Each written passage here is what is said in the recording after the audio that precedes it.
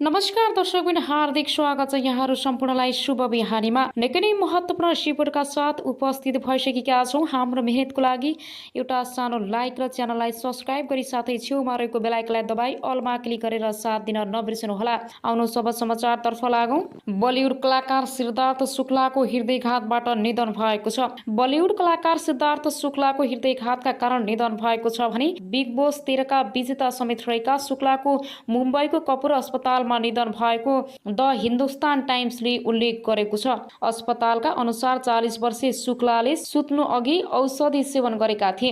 त्यसपछि उनी उठेनन्। अस्पतालले उनको मृत्यु हृदयघातका कारण भएको उल्लेख गरेको छ। शुक्लाले मोडलिङ हुँदै आफ्नो करियर सुरु गरेका थिए। उनले टेलिङ श्रृङ्खला बबुलका आँगन छुटे, ना जाने पहिचाने से ए अजबी लभ यू जिन्दगीमा अभिनय गरेका थिए। तर बालिका वधुबाट भने उनले चर्चा कमाएका थिए। रियालिटी शो बिग बोस 13 बाहेक उनी झलक दिखलाजा छ, फियर फ्याक्टर, खतरों खिलाडी 7 मा पनि सहभागी भएका थिए। उनले सन् 2014 मा हस्टी शर्माकी दुल्हनियामा सहायक अभिनेताको भूमिका गरेका थिए। यसैगरी आउनु सब अर्को न्युजतर्फ लागौँ। भ्रष्टाचारको अखण्ड सबै पदाधिकारी विवादित भएका छन्। जनताको उपचार गर्न र चिकित्सक उत्पादन गर्न पूर्वी नेपालको धरानमा स्थापित बीपी कोइराला स्वास्थ्य विज्ञान प्रतिष्ठान भ्रष्टाचारको अखण्ड बनेको छ। मुलुकको पहिलो जननिर्वाचित प्रधानमन्त्री बीपी कोइरालाको नाममा स्थापित विश्वविद्यालयको निकासा पछिल्लो 2 वर्षको अवधिमा 3 उपकुलपति भ्रष्टाचारको आरोपमा मुछिनेले त्यही सङ्केत गर्छ। 2076 साल असार 26 गते प्रतिष्ठानका तत्कालीन उपकुलपति प्रा डाक्टर राजकुमार श्रैनियार 8 लाख रुपियाँ घुससहित पक्राउ परे। प्रतिष्ठानको भवन निर्माणले ठेक्काको कमिसन लिने क्रममा उनी निवासबाट पक्राउ परेका थिए। त्यसको 3 सातापछि अघिल्ला उपकुलपति बलभद्र प्रसाद दासमाथि 4 करोड भ्रष्टाचार मुद्दा लाग्यो। दुवै मुद्दा विशेष अदालतमा विचाराधीन भएका बेला नयाँ पदाधिकारीहरू पनि रत्तिभर डराएनन्, अनियमितता गरिरहे। सरकारले गठन गरेको कार्यदलले उपकुलपति ज्ञानेन्द्र गिरी भ्रष्टाचारको आरोपबाट उम्किन नसक्ने गरी सरकारलाई मङ्गलबार प्रतिवेदन बुझाइसकेको छ।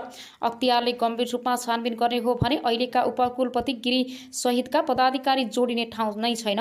कार्यदलका एक सदस्यले अनलाइन खबरसँग भने राजनीतिको आडमा नियुक्ति भएपछि मलाई जे गर्न पछि छुट हुन्छ भन्ने सोचले यस्तो अवस्थामा पुर्याएको हो।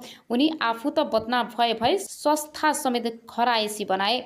स्त्री रोग विशेषज्ञ समेत रहेका प्र डाक्टर मोहन चन्द्र शेक्मी फिस्टुलालाई रोग विशेषज्ञ हुन विशेषज्ञहरूको समुदायमा उनी राम्रा प्राचीन व्यक्तिको रूपमा चिनिन्छन्। बीपी कोइराला स्वास्थ्य विज्ञान प्रतिष्ठानमा कार्यरत रहेका उनलाई कता कता कार्यकारी र व्यवस्थापनका पदमा जाने महत्त्वाकांक्षा बढ्यो। प्रतिष्ठानका उपकुलपति डाक्टर ज्ञानेन्द्र गिरीसँग हिमचिम बढाएका उनले सुरुमा अस्पतालका निर्देशकको पद ताकेका थिए। अस्पतालका निर्देशक गौरी शङ्कर शाह आफैमा योग्य नभएको जानकारहरू बताउँछन्। उपकुलपति गिरीको साथमा शाहलाई पदमुक्त गरेर अस्पताल निर्देशक पदमा जाने शेक्मीको प्रयास सफल हुन सकेनन्। तर त्योभन्दा माथिल्लो रजिस्टर बन्न सफल भए। सुरुमा उपकुलपतिसँग मिलेर काम गर्नुभयो, पछि अधिकारहरू नदिएपछि विरोधमा उत्रिनु भयो। प्रतिष्ठान स्रोतले भन्यो, त्यत्रो राम्रो छवि बनाएको मान्छे बेकारमा अनियमितता र चालझेलको मतियारको रूपमा मुछिनु भयो। अहिले अख्तियारमा शेक्मीमाथि समेत छानबिन चलिरहेको छ। प्रतिष्ठानका उपकुलपति ज्ञानेन्द्र गिरीको किस्सा अझै रोचक छ। लामो समय कोशी अञ्चल अस्पताल विराटनगरका काम गरेका गिरीले सेवाकालको अन्तराधीर सुनिल शर्माहरूसँग मिलेर नोभेल मेडिकल कलेज खोलेर संस्थापक अध्ययन पनि भए। शर्माको समूहले चेपुवामा पारेपछि उनी कौडीको भावमा शेर बेच्ने बाध्य भए। त्यसपछि गिरीले अख्तियारका तत्कालीन प्रमुख लोकमान सिंह कार्कीका नातेदारसँग मिलेर विराट मेडिकल कलेज खोले। लोकमानको शक्तिको आडमा विराट मेडिकल कलेजले काठमाडौँ विश्वविद्यालयबाट विस्तारित कार्यक्रममा नाममा सम्बन्ध पारियो। गिरी काङ्ग्रेस नेता शेखर कोइरालाका नजिकका कार्यकर्ता थिए। प्रतिनिधि सभा निर्वाचन 2074 मा काङ्ग्रेसले सुनिल शर्मा मोरङ 3 मा उम्मेदवार बनाएपछि गिरी कोइरालासँग मिचिए। आफ्नो पुरानो पद्धतिलाई टिकट दिएको झोकमा उनले सुनिल शर्माका प्रतिस्पर्धा उम्मेदवार बनेका नेकपा एमाले नेता भानुभक्त ढकाललाई निर्वाचनमा सघाए। त्यति बेला गिरीले ढकाललाई सबै रूपमा सहयोग गरेको जानकारहरू बताउँछन्। वाम गठबन्धनको सरकार बन्यो। तत्कालीन प्रधानमन्त्री केपी शर्मा ओलीले ढकाललाई 28 साउन 2074 मा कानुन मन्त्री बनाए। तर 4 मङ्सिर 2076 मा ढकाल स्वास्थ्यमा आएपछि चुनावमा गरेको सहयोगको गुण तिर्नै गिरीलाई प्रतिष्ठानको उपकुलपति बनाएका थिए।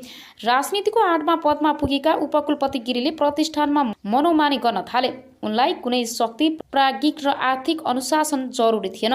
आफ्नो समर्थन गर्ने ठानेर उनले विश्वविद्यालयमा कार्यरत डाक्टर महेशचन्द्र रेग्मीलाई रजिस्ट्रारमा नियुक्त गर्न स्वास्थ्य मन्त्री ढकाललाई सिफारिस गरे र नियुक्ति पनि दिए। उनी अहिले प्राध्यापक पद जबरजस्ती लिएको आरोपमा फँसेका छन्।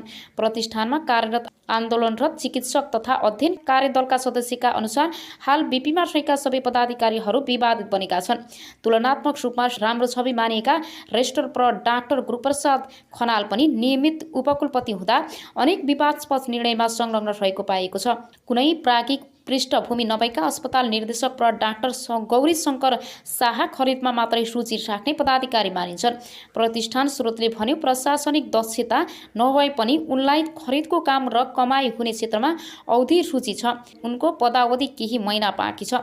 दलीय भागभण्डा र शक्तिको आडमा नियुक्ति हुनेहरूले मनोमानी गरेर संस्थालाई बिगार्ने काम गरे। प्रतिष्ठानको आन्दोलनरत सङ्घर्ष समितिका संयोजक डाक्टर एसपी सिमाल भन्छन् नियुक्ति गर्दा नै राजनीतिक स्वार्थमा पनि पदाधिकारी सिफारिस हुने गरेको छ। उनीहरूले शक्तिको आडमा अनियमितता गर्ने कुनै नौलो कुरा भएन। हरेक पटक दक्षता र क्षमता भन्दा पनि राजनीतिक संरक्षणका आधारमा पदाधिकारी नियुक्ति भएका छन्। 2050 सालमा स्थापना भई 2055 सालदेखि चिकित्सक शिक्षामा स्नातकोत्तर तह सञ्चालन गरिरहेको प्रतिष्ठानले पूर्वी नेपालका विभिन्न जिल्लाहरूमा चिकित्सा सेवा र दन्त चिकित्सा सेवा दिइरहेको छ। आफ्नो क्षमताको 3 गुणासम्म बिरामी जाँच्ने अस्पताल भएको प्रतिष्ठानको पछिल्लो समय आम्दानी घट्दो क्रममा छ। शैक्षिक गुणस्तर खसेको छ। नियमित जसो आर्थिक नियमितता हुने गरेको छ। प्राज्ञिक काम कारबाही तहस नहस छ भने अस्पतालमा बिरामी फेरेर रेफर गरेर कमिसन लिने प्रवृत्ति मौलाएको छ। पदाधिकारीहरूको असहमतदारी र झैझगडाले स्थिति झन तनावपूर्ण बनेको छ। बेथिति मौलाएको प्रतिष्ठानमा एकै वर्षमा 48 करोड रुपियाँसम्म बेरोज निस्किएको छ। 2 अर्ब 20 करोडको बजेटमा 70% रकम चालु प्रकृतिका काममा खर्च हुन्छ। प्रतिष्ठानमा आवास छ तर बाहिरका मानिसहरू बसेका छन्। छात्रावास र कर्मचारी आवासमा पानी चुहिन्छ।